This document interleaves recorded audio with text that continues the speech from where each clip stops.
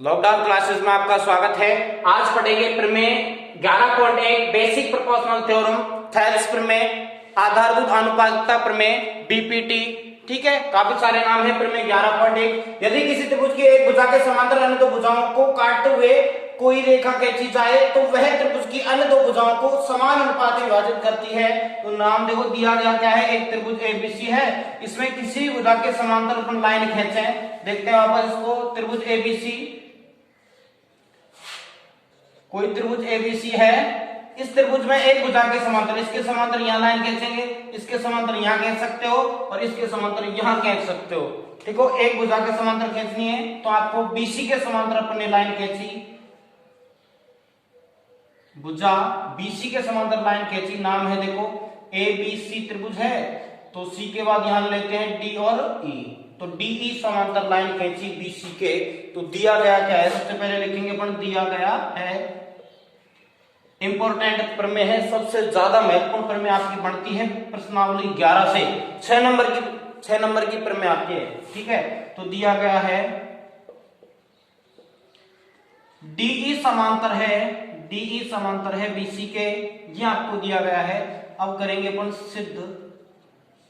सिद्ध करना है, सिद्ध क्या करना है ये आपको देखना है। सिद्ध ये करना है कि ये कहा है कि जो लाइन खींची है समांतर एक भुजा के, यदि किसी भी एक भुजा के समांतर जो लाइन खींची जाए तो वह त्रिभुज की अन्य दो भुजाओं को समान अनुपात विभाजित करती है। अन्य दोनों भुजा कौन कौन सी हो गई, ए बी और ए सी, इसको समान अनुपात विभाजित करेगी। मतलब ये जो लाइन है ना, एक दूसरे की दोनों लाइनों को प्रतिच्छेद कर रही है डी बिंदु और ई बिंदु पर, तो इसका और इसका अनुपात इसके और इसके अनुपात के बराबर होगा। देखो एडी बटा बीडी का अनुपात बराबर होगा किसके,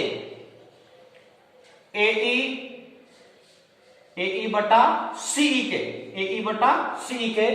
ठीक है, तो आपको क्लियर समझ आया कि एडी और बीडी का अनुपात एई और इसी के अनुपात के बराबर होगा। ये करना है सिद्ध। अब अपने को करनी है रचना में देखते हैं क्या करेंगे। बी बिंदु सी को डी से मिलाया और बिंदु बी को ई से मिलाया, तो क्या लिखेंगे, बिंदु डी को ई से मिलाया या डी को सी से मिलाया, डी को सी से, तथा बी को ई से मिलाया। पर क्या है भाई, बिंदु है, बिंदुओं को मिलाया। ठीक है, तो लिख सकते हो बिंदु डी को बिंदु सी से मिलाया तथा बिंदु बी को बिंदु ई से मिलाया। ओके, फिर इसके बाद कहेंगे अपन रचना का सेकंड पॉइंट आपका है, पहला पॉइंट ये हो गया, सेकंड आपका है कि यहां पे इसे एक लंब खींचेंगे, एडी पर क्या खींचेंगे, वही लंब, बिल्कुल लंब होता है 90 डिग्री पर। ठीक है, और बिंदु डी से एक लंब खींचेंगे। ठीक है, तो ये भी आपको समझना है। तो आप क्या कहोगे, यहां नाम देते हैं इसको एम और इसको नाम दे देते हैं एन। ई एम लंब है किस पर, ई एम लंब है एडी पर या पूरी लाइन ए बी पर। ठीक है, ई एम लंब है एडी पर या पूरी लाइन ए बी पर, ई एम लंब हो गया एडी पर, तथा जो डी एन है वो लंब है ए ई पर या ए सी पर। क्या भाई, जो डी एन है, डी एन लंब है ए ई पर। ठीक है, तो यहां से आपको करना है रचना कंप्लीट। इसके बाद अपन करेंगे उपपत्ति। क्या करेंगे, उपपत्ति। चौथा जो आपका पॉइंट है उपपत्ति, महत्वपूर्ण है। तो सबसे पहले अपन कहेंगे इसके लिए कि हम जानते हैं कि त्रिभुज का क्षेत्रफल क्या होता है, और त्रिभुज का क्षेत्रफल ही आपको यहाँ काम आएगा। तो देखो यहाँ से अपन कह सकते हैं त्रिभुज का क्षेत्रफल, क्योंकि हम जानते हैं कि त्रिभुज का क्षेत्रफल क्या होता है, 1/2 इंटू आधार इंटू ऊंचाई। समकोण त्रिभुज के लिए भी लगा सकते हैं,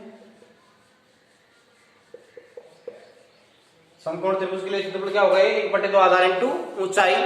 तो यहां पे ले सकते हैं कि पहली स्थिति यहां पे अपन बना सकते हैं इसकी, कि इस त्रिभुज का क्षेत्रफल और इस त्रिभुज का क्षेत्रफल अपन लेंगे तो अपन का इन दोनों का अनुपात निकालेंगे, इन दोनों त्रिभुजों के क्षेत्रफल का क्या निकालेंगे, अनुपात। तो इनका बटा आना चाहिए, ठीक है। किसी प्रकार से अपन को AD बटा BD का अनुपात निकालना है यहाँ से, ठीक है। फिर अपन इस त्रिभुज का क्षेत्रफल ही लेंगे और फिर इसका लेंगे, इन दोनों का अनुपात आना चाहिए लाइनों का, ठीक है। इसका और इसका अनुपात, जो भुजा का अनुपात निकालना है वो आपके बराबर करने हैं सिद्ध, ठीक है। तो अपन पहले लेते हैं ADE का क्षेत्रफल, त्रिभुज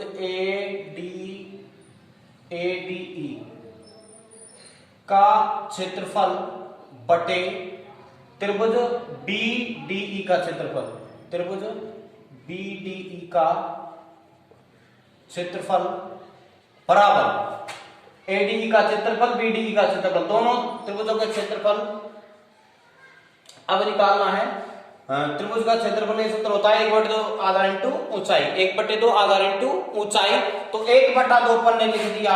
आधार क्या होगा इस त्रिभुज के लिए, आधार होगा AD, आधार क्या होगा AD, और ऊंचाई क्या होगी, इस त्रिभुज में ऊंचाई आपको निकालनी है। तो यहां से हमेशा ध्यान रखना, इस आधार पर जो 90 डिग्री बन रहा है यही इस त्रिभुज के लिए क्या होगी, ऊंचाई।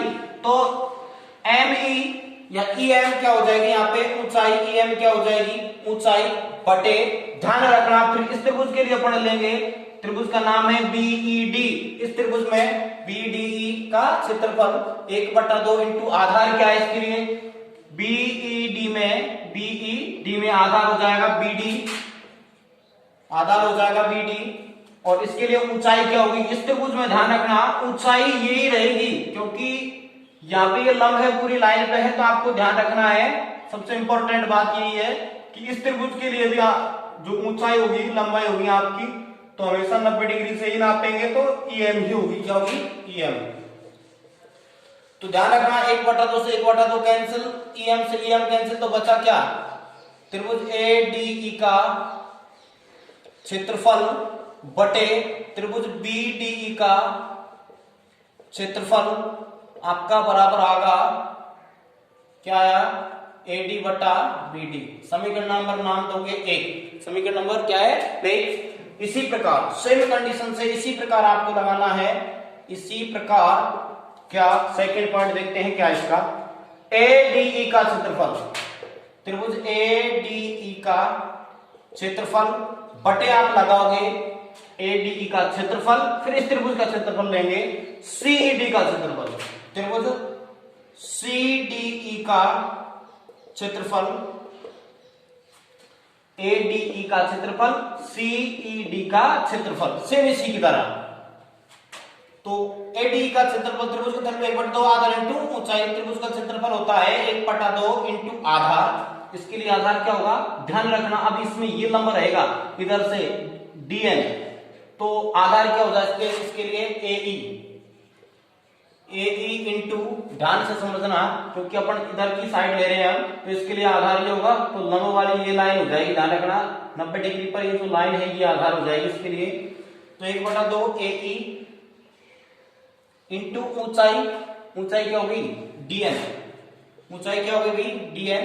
इसी प्रकार से इसमें ये जो लाइन है इसी के लिए DN भी क्या होगी ऊंचाई, और आधार क्या है इसके लिए CE, आधार क्या है CE 1/2, आधार क्या हो गया EC या CE इंटू ऊंचाई कितनी, ऊंचाई आपकी सेम है DN। तो आपको पता है 1/2 से 1/2 कैंसिल, DN से DN कैंसिल, तो त्रिभुज ADE का क्षेत्रफल बटे त्रिभुज CDE का क्षेत्रफल, त्रिभुज ADE का क्षेत्रफल बटा CDE का क्षेत्रफल बराबर आपका हो जाएगा यहाँ पे AE बटा CE। तो ध्यान दो, सिद्ध जो करना था वो आपका आ चुका है, लेकिन आपकी साइड एक बराबर नहीं है, तो दूसरी साइड आपको बराबर सिद्ध करनी है, तो एक साइड तो बराबर होनी चाहिए ना। तो ये साइड बराबर करने के लिए आपको देखो सबसे पहले AD बटा BD आपको आ रहा है, AD बटा BD अनुपात निकालना है, AE बटा CE आ रहा है, आपको बराबर करने हैं दोनों, ये दोनों क्या करने हैं बराबर। अगर ये दोनों बराबर करने हैं तो इसका नाम क्या होगा, समीकरण नंबर 2। बराबर करने हैं तो क्या करना है, देखो ये साइड बराबर हो जाए तो ये साइड भी क्या होगी ऑटोमेटिक बराबर। ये साइड बराबर करने के लिए देखो त्रिभुज ADE का क्षेत्रफल, ADE का क्षेत्रफल ऊपर है, लेकिन BDE का क्षेत्रफल नीचे है, यहाँ CDE का क्षेत्रफल है। अगर इन दोनों क्षेत्रफलों को बराबर कर दिया जाए तो ये दोनों बराबर होंगे, ये दोनों बराबर होंगे तो ये दोनों भी बराबर हो जाएंगे, ठीक है क्लियर। तो यहां से अपन को स्पष्ट आपको क्लियर करना है कि ये बात आपको यहां से बतानी है कि जो आपका डी पॉइंट यहां है, बी यहां है, सी यहां है और ई यहां पे है, ठीक है। इसको इससे मिलाया, इसको इससे मिलाया, रचना में अपन ने किया था ये। तो ये बात आपको समझ आया कि ये लाइन इसके समांतर थी, डी ई समांतर थी बीसी के। क्यों दिया गया था? तो सबसे पहले दोनों त्रिभुजों से देखते हैं। नाम क्या है त्रिभुजों का? यहां पे था बी ई डी, या पहले लेते हैं अपन, चलो कोई बात नहीं, बी डी ई त्रिभुज बी ई डी का त्रिभुज बी डी ई वे। दूसरा त्रिभुज क्या था? सी डी ई, सी त्रिभुज सी डी ई से, सी डी ई से, देखो बी ई डी से या सी डी ई, दोनों से, दोनों त्रिभुजों से क्या करना है? पहले आपको ये पता होना चाहिए कि ये लाइन इसके समांतर थी, ठीक है, डी ई समांतर थी बीसी के, पता है। तो डी ई समांतर है बीसी के। क्यों समांतर है? दिया गया है। ये क्या भाई? दिया है, बिल्कुल दिया है, दिया गया है। सेकेंड पॉइंट आपका था कि यदि एक बात आपको समझ 9th क्लास में आपने पढ़ी होगी कि दो लाइन समांतर हो, दोनों लाइन समांतर हो और इनका क्षेत्रफल बराबर कब होगा? दोनों लाइन समांतर हो और आपको दोनों त्रिभुजों का क्षेत्रफल बराबर करना है, तो एक ही आधार से, ध्यान रखना दोनों के लिए आधार क्या होना चाहिए? एक। ये लाइन है ना, इसके लिए भी काम आ रही है, इस त्रिभुज के लिए और इस त्रिभुजों के लिए भी काम आ रही है। तो उभयनिष्ठ आधार, उभयनिष्ठ आधार और दोनों लाइन क्या है? समांतर है। तो इस त्रिभुज का क्षेत्रफल और इस त्रिभुज का क्षेत्रफल दोनों क्या होंगे? बराबर होंगे। क्या होंगे? बराबर। आपको वापस समझना है थोड़ा सा, ठीक है। तो यहां देखते हैं डीई समांतर है किसके? बीसी के। डीई समांतर है बीसी के, तो आपको बताना है इसको और इसका क्षेत्रफल कब होगा? जब यहाँ पे ये आधार है ना, दोनों के लिए क्या होगा? समान, और बिल्कुल समान है। देखो ये जो लाइन आ रही है ना, इस त्रिभुज में भी काम आ रही है और यही लाइन इस त्रिभुज में भी काम आ रही है। देखो ये लाइन इस त्रिभुज में काम आ गई, यही लाइन, और यही लाइन इस त्रिभुज में भी काम आ रही है। तो उभयनिष्ठ आधार या उभयनिष्ठ भुजा अपन कह सकते हैं। उभयनिष्ठ भुजा दोनों त्रिभुजों के लिए क्या है? समान,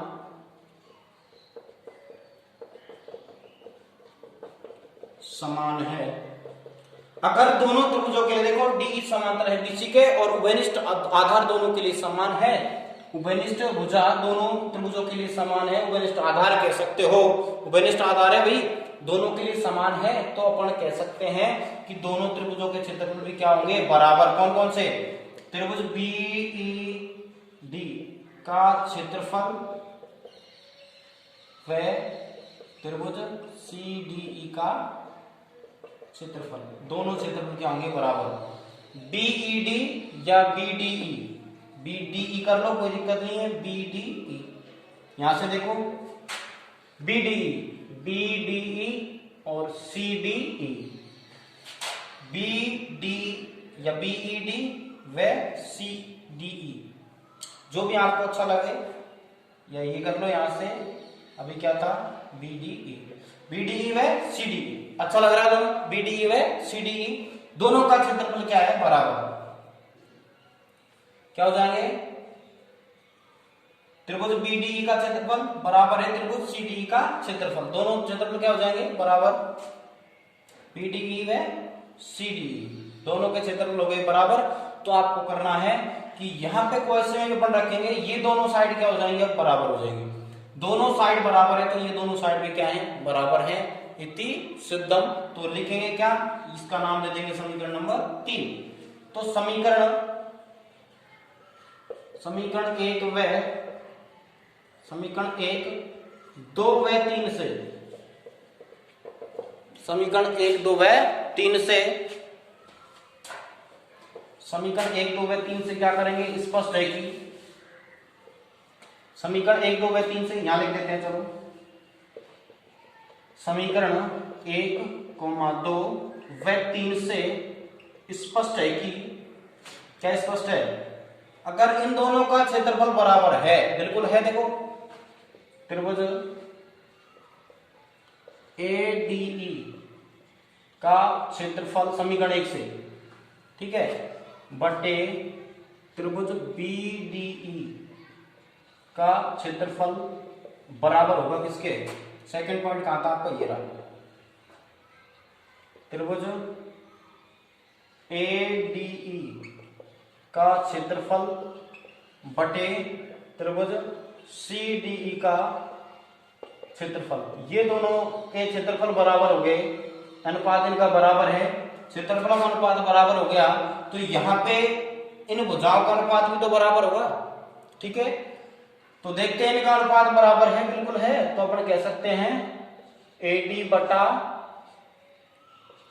BD बराबर AE बटा CE इति सिद्धम। अच्छी प्रमेय है, इंपॉर्टेंट प्रमेय है, ध्यान से आपने देखा, बहुत अच्छा लगा। तो इसी प्रकार से अच्छी तरह मेहनत करते रहिए। Best of